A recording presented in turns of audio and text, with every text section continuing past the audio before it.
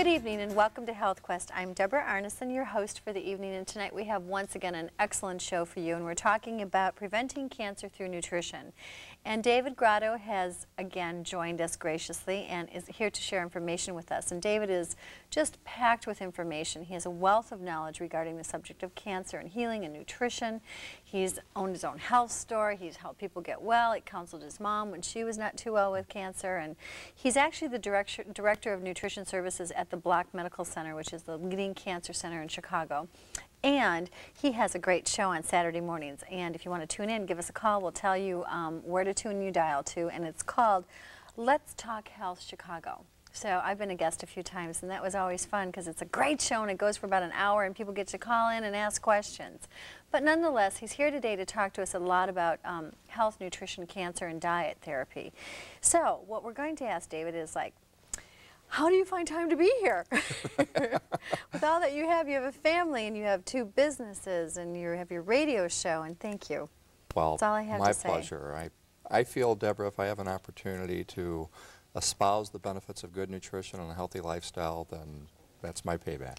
Well, you know, the interesting thing is I know, because I deal with nutrition, most people are just scared to death of having to make those kind of major lifestyle changes, and they think that it's all or nothing, and it's do or die. Now, when you have cancer or you develop cancer, I'm sure that that's the attitude everyone comes in with. So how on earth do you introduce people to the concept of, like, here, let's gently move into this path of healing? How do you get them to do it? How do you introduce people without making them just so overwhelmed, which they must already be? Once they've been given a diagnosis like that, I mean, we're all terrified of cancer. It's the big C word. 1 out of 4 people, you said, in North America are going to develop cancer and die from cancer as of right now, and the numbers are growing. So those are icky, scary statistics. How do you get somebody to change their diet? Well, I think you also certainly have a very motivated population when someone comes and seeks out our advice on nutrition. However, we often find that people may not be there visiting us because they wanted to be there. Maybe it was a loved one that really wanted them to be there and make some changes. But it is very difficult, Deborah, for someone to change something they've been doing all their life and all of a sudden find all these new strange foods. Some people, I think, do real well with making abrupt changes, going from point A to point B. However, there are those that I think that need to be coddled a little bit and have a state of transition. I think my biggest concern is that we don't want our patients to be stuck in transition forever, because we really do believe there is an optimal diet for these patients that are battling cancer. So my approach is simply lay the cards out on the table. We feel that this is the optimal approach for you. And I always joke that my nickname is Let's Make a Deal, Dave. So it's like we lay the cards out and we go, okay, what cards do you want to play? Right? We pick and choose our battles. Okay. So I may find that if I have a patient that I'm trying to reduce, let's say, animal protein, because we do know that colon cancer, there was the Willett colon cancer study looking at 90,000 nurses and found that there was a direct correlation with red meat consumption and colon cancer. So to me, that's an added incentive to go ahead and explain that to a patient. Can I just do a little sidebar here? What is it with hospitals putting McDonald's in the hospitals? Well, what's up with that in fast food restaurants and hospitals? I mean, it's just a joke. Right. Well, I have to tell you the philosophy and the thinking that goes on there. Please do. When I first got started in the field of dietetics, I worked as a clinical dietitian, then moved over to food management, and I really thought, I'm going to change things. I'm going to get rid of that stigma of hospital food, and I'm going to make this stuff taste good. Well, what I found, Deborah, is that doesn't always necessarily go over real well, that you want to serve something healthy. And in fact, if you want a real rude awakening, park yourself out in a cafeteria at any hospital and take a look at the people that are going through the cafeteria, namely the health professionals, and see what they choose to eat. So it's kind of hard for your patients to buy into it if doctor, nurse, and yes, even dietitians aren't eating what they're talking about or espousing. Right. So that's kind of scary. Very scary. Well, and people have really lost the concept of eating well. I mean, I grew up with the 3 squares a day. You know, my mom made us all sit down for dinner every night together. We had our bologna sandwiches at lunch, unfortunately, but we always had fruit in there, and we always had vegetables, and we always had a hot whole grain cereal in the morning. Couldn't afford eggs. We had lots of beans and legumes and garden vegetables.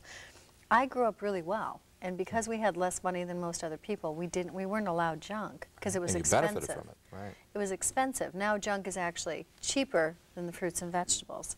So that tends to be a big concern, I think, for a lot of people. It's like when I go to the hospitals, they're like, how am I going to feed my kid apples? They're 16, they're growing, they're big. In an hour, they're hungry. Right. If I give them a bag of Doritos for half the price, you know what, they're full. Exactly. So we're kind of breeding this whole generation of kids who are growing up on really bad foods too, which is kind of concerning, huh? Right. Well, I think the Okay. education process certainly has to start at home and then Right. certainly spread onto the schools. But again, that could be a whole other hour show. It could be. Okay, so how does nutrition fit in as a priority Yeah. when it comes to the care of preventing cancer? Yeah. Well, again, Deborah, I think you just hit the nail on the head that it started off at a very early age, certainly for yourself and to enjoy good health. And that's exactly where I would mention to each and everyone listening today, please start with your kids. There's a lot of things that are doable. For example, I always like to tell mothers that it's not necessary to make sure that your children have white mustaches. Now, this actually comes as complete sacrilege for those who Yes. are registered dietitians like myself. Sure. But what we're finding is that if you look at cultures throughout the world that have the least amount of osteoporosis, hip fractures, not the ones that are consuming the most amount of dairy products. In fact, they tend to consume the least amount. But there's other factors, as you just talked about. How does nutrition fit in as a priority? Well, I would say it even shares an equal priority with those lifestyle factors that we talked about in the previous show. Exercise, spiritual growth and development, good family relationships. And I think what's even most important is doing things that you're passionate about and feel strongly about, because they have found that that actually enhances immune function in overcoming disease. But nutrition is a good cornerstone that everybody can start off with. Right, and it's important. Indeed. Okay, tell me about your tenant theory of eating. I What is love that? using this one, Deb. Tell Well, me. I think everybody needs some sort of an analogy to look at and get a perspective of where food falls into. And I came across an idea that I started using with patients, and it seemed to click. And I usually tell my patient, if you think of your stomach like an apartment building, and any food that you eat is being a tenant in that building, well, you want to make sure you have good paying tenants to keep the building in good shape. That's great. Now, many of the patients I see, I call them rehab projects, okay? So their first thing is to get rid of all the vandals that cause the damage in the first place. That's great. So they need to understand what the vandal is in their life. But most of the people I see can still have room for a couple of charity cases, or what I call non-paying tenants. That's good. Now, you're probably wondering, well, what would be an example of a vandal and whatever else? Well, as I mentioned, colon cancer patient, probably red meats is not a good thing. I would consider that a vandal. What's a non-paying tenant? Iceberg lettuce. Doesn't really do anything good for you, and I would say it certainly That's doesn't great. do too much bad for you. Darling. Yes. So we can afford to have a few of those. But if we fill up on all those non-paying tenants, the building comes crumbling down. Right, right. We lose it all. Mhm. That's great. That's a wonderful analogy. When I was on your radio show last time, you mentioned this comment to me, putting your oxygen mask on first. What does it mean? Well, I think one of the hardest things to do, Deborah, not for these patients to adopt these diet and lifestyle factors, but I think the hardest thing for them to do is making themselves a priority before others. There's an expression in the cancer field about the type C personality or cancer personality. And quite often that personality is one that's a very giving and caring person who tends to put others before themselves, often much to their own detriment. And that's what I mean by putting your oxygen mask on first. If you've ever flown on an airplane, what does the flight attendant say? In case of an emergency, make sure you put the oxygen mask on yourself first. before your child. Now, as a parent, instinctively, I think we'd Right. want to put it on our child first. Right. And that's what we do through life without nourishing ourselves. Because if you think about all the different hats we wear Sure. as a mother, as a host of a wonderful television show, nutritionist, you can't be really good at that unless you're healthy. Right. You take care of yourself. Without your Exactly. health, you have nothing. We all know that, right. though. I mean, we do. So how prevalent of a problem is the occurrence of cancer in America today? Well, unfortunately, Deborah, 1 out of 4 Americans die daily. Daily? Yes, daily. And is it Cancer. superseding heart disease? Well, it is not superseding heart disease. close Heart disease second. still shares the #1 position. And stroke comes behind cancer. Exactly. Right. And what we're finding, though, is we're seeing numbers with heart disease really improving pretty well. I think we're doing pretty good with good medical science. somewhat, I think, in the field of nutrition and trying to get people to adopt a healthier diet and so forth. But unfortunately, the cancer numbers are not improving as much as we'd like. They are improving, but I think they could be improving substantially more. Is it targeting an age group? As far as cancers, well, there's a variety of different cancers that seem to strike a variety of ones. Unfortunately, Deborah, what I'm seeing is younger and younger people coming to our center that are afflicted with cancer. How old? Well, we see them as young as 18 because we really don't specialize in pediatric oncology. But the sad truth is we do see a lot of younger children that are, again, afflicted with cancer. But the good news is many of these cancers are diet and lifestyle associated and can be started at an early age to do a good prevention program. So what can be done? Well, again, the basics. I think, you know, and I know I drive home the point of doing the basic things. Fruits and veggies. Get your fruits and veggies, of course, all nutritionists. Yeah, and didn't the American Cancer Society do a wonderful study? It was about 4 or 5 years ago, and it was a longitudinal study that they had run, and they found that if the American public would consume 3 pieces of fruit a day and 2 cups of vegetables, which is that 5 servings we talked about, you could offset the onset of the 3 most popular cancers, which are breast, prostate, colon, rectal, in something like 70% of the cases, and beat it. That's 5 pieces of fruit and vegetables a day. You know, in fact, Deborah, they had a study in Japan with Japanese men who smoked, drank alcohol, and ate meat. And they found that those 3 in combination, cancer rates were pretty high. They found by just simply not giving up any of that and adding vegetables, it virtually cut cancer occurrence in half. That's astounding. By just simply adding vegetables. Isn't that great? So that's the good news. And of course, we're talking about making broad sweeping changes here. But it doesn't all have to be done at once. I think, you know, take what you can do and do it well. And add vegetables, I think, would be a good first step. Sure it would be. And one of the things I was telling a little girl today who came in, she's 19 years old, and she's been diagnosed with lupus and rheumatoid arthritis. And she is just really hooked into her disease. Okay, she likes it. She likes the attention. That's kind of my take on it. Her mom wants her to heal. She's just, how are you? I don't know, you know, and well, how do you feel? I don't know. How's the diet going? I don't know, you know. I'm like, honey, you need to make a decision here. I said, here's the deal. So we made a deal. I thought about you. Let's make a deal, Deb, number 2. So I said, for every piece of garbage you put in your body, why don't you put in something live? And she said to me, you know what? I can do that.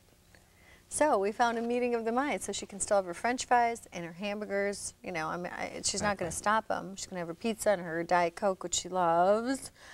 You know, I said, but for every Diet Coke, a glass of water. So if you can start thinking that way, maybe that's helpful, right? Oh, exactly. And I think what your approach is right on the money, Deborah, because people need to do things that are doable. And again, as I mentioned before, some people do real well if they're motivated to go ahead and make broad sweeping changes all at once. Some people need to do things that are a little bit at a time and get some immediate benefits from doing that. Tell us about some of your success stories. Oh boy, I don't even know where to begin. Give me maybe 2 or 3 of your favorites. Yeah. Well, Deborah, I think the unfortunate thing is that there are many people who cross our door that are in essence given up on from their oncologist. Why? And well, I think unfortunately, people get pigeonholed into statistics. You are at a stage 4 cancer and so forth and blah, blah, blah, blah. You're out of here. Therefore, get your affairs in order. And I want to share a study with you that was done in Lancet, a very prestigious medical journal. And they looked at patients and their reaction to diagnosis.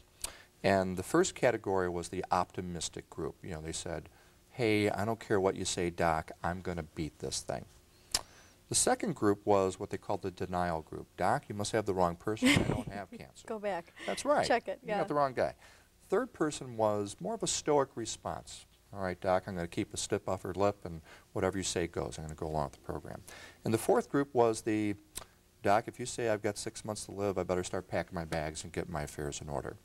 Now, you can probably imagine what group in this longitudinal study that they did, which one did the best. The first. The first group, the one that had the fighting spirit.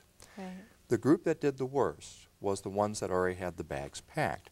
And that's why I think it's extremely important that people have the right mindset. Now again, nutrition's an important thing, but it's nothing unless you firmly believe in what you're doing is the right thing to do. Right, right. Indeed. So it's the approach. And do you find that when people come in and they are on the negative side, can you talk them out of it? Well, you know what's interesting, Deborah? I always tell my patients that, of course, we as nutritionists love the patients that come in that are very nice and wonderful and are doing everything we say and don't even question things. However, my personal observation, those almost seem to be the patients that do the worst. It's the ones that are always asking questions and being aggressive and being their own patient advocate that seem to do the best. And I think that's the right attitude. You want to make sure that you're teaming up with your healthcare Proactive. professional as a Right. team member. Okay. And not just to be going along just to you know, please Yeah. us. Yeah. Well, it's that C group you talked about, the caregivers who take care of Exactly right. everybody but themselves. And it falls right in line with their Yeah. personality. Now, the integrative approach is the approach of taking nutrition into consideration along with standard treatments such as chemo and radiation. Right.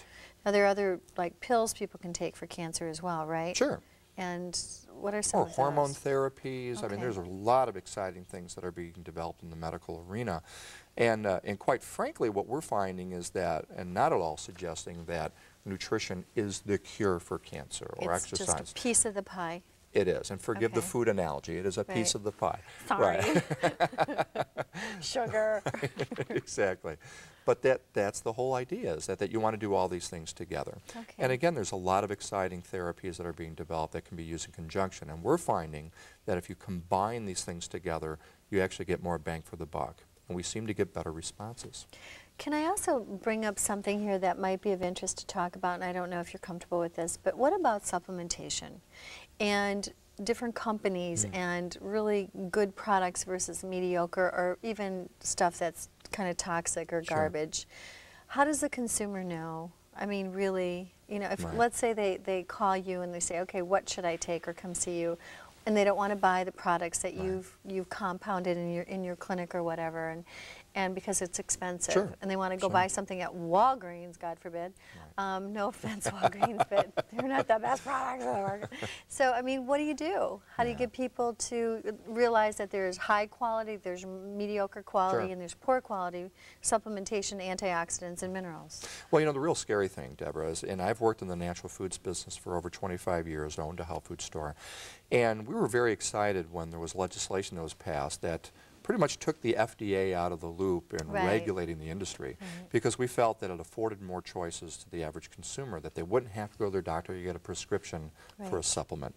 But there's a downside to that too, because if these companies are not being closely regulated, the fear is what's on the bottle may not be what's in the bottle, Right. or vice versa. Or certain things could be in the bottle that aren't listed on the label because Oh. there's no rule to supplementing labelization. right? Exactly. Okay. And so that's what the concern is, because we get very excited when we see a study about X amount of milligrams of vitamin C fighting this, and if we make this recommendation to a patient and they go to X, Y, and Z drugstore or whatever and get a company that's not reputable, not quality, they may indeed be getting nowhere near the amount that's recommended. Right. Or even worse yet, Deborah, as you were alluding to, we've all heard about Chinese herbs that are now being imported into this culture, or this country, I should say, unfortunately being laced with prescription drugs, Jeez. pesticides, chemicals. Oh, the list goes on and on. So you have to be very careful. Very careful. And a friend of mine, or associate, I should say, works for the Department of Immigration, or not immigration, when they brought food in and out of New York. I can't remember, but she was in charge of herbs, and she said, you cannot imagine the amount of pesticides that get sprayed in the holding tanks of those ships. It's like this huge arm that just goes back and forth and sprays them all. Wow. So even if they're coming in and they haven't used pesticides, or they're organic at the onset, by the time the American government finishes with them to ensure pest control, they're sprayed beyond comprehension. So, Yeah, be very have to choosy be about very, whatever you very- put in the mouth. yeah. So grown here is probably the best idea. I think that's a real good For the most idea. part? Yeah, Okay. very good idea. Explain the pros and cons of some popular diets used in the treatment of prevention of cancer. Okay. What are the pros and cons? Well, I'm very, I think, outspoken, Deborah, when we see people kind of going on faddish diets. Like you know, high protein or... well, yeah, and I'm not going to name names, Robert Atkins, but but there, Tongue in cheek. I reckon. but there are some diets out there that I think increase the risk for cancer. And I really firmly believe that a high animal protein diet is not to our best interest. So another question to ask yourself is, when you look at these fad diets, look at cultures throughout the world that are the longest lived and healthiest cultures, Right. and They're ask the yourself, leanest. are they following this diet that I'm about to go on? So sometimes common sense prevails, I think. The things How that many I just grams a day do you suggest of grams of protein? of protein. Yeah. Well, the general rule of thumb is 0.8 grams of protein per kilogram of body weight. Got it. All right, so how do you feel like a kilogram of body weight? We're going to do some simple math. You can take your weight divided by 2.2, and that's how many Right. kilograms you are, times 0.8, that's how many grams of protein. Okay. We in America tend to eat way more protein than what we actually need. And again, this is evidence in cultures that eat a lot less protein and actually are longer lived and healthier population. Well, also studies indicate that if we are leaner, we live longer. Yes. End of story. So, I mean, your body has to work less, with less difficulty to break down high grains and fruits and vegetables and these lean, nice ligand cruciferous things. So, Well, there's the challenge, and that's the rub right there, is that the studies are showing, like especially for prostate cancer, that being leaner is really your best resource for a positive outcome. Right. Being overweight is not a good prognostic indicator for Right. prostate cancer survivalship. However, how do you get low calories and high nutrition? And that's why I am an advocate of including responsible supplementation into the diet. I think you need to do that along with good food choices. yeah, you do. And do you find that people do better with powders and liquids for the most part, or do you find people who are going through treatments have trouble with breaking down capsules or Sure. tablets or? Sure. Well, it's So- a double-edged sword. We've developed some products, for example, fish oil. We thought it'd be much easier for these patients to go ahead and take liquid fish oil in. Well, they were complaining of belching up fish oil and having packs of cats following them around the whole day. So then we developed an enterically coated capsule, which is great because it breaks down in the small intestine. Right. But then you may also have some cancers of the esophagus where they're having difficulty swallowing. So what I think is the important thing is you have to individualize it. Because what's good for one, as the old adage goes, may not Is be not good for the other. another. Which is why people need really the help of a professional, a licensed professional who knows their stuff. End of story. Right. Talk about water real quick. I Yeah. mean, because we didn't get to that in the last show. And I know there's so much hoopla about water is good, bad, and different. Are you getting what you're paying for? Is bottled water any better than tap water? What do you think? I mean, what do you tell people? Right. First of all, I know when they're doing chemo and radiation, it's good to stay hydrated because it's so dehydrating, Very right? important. And what kinds of waters? Is bottled water better than tap?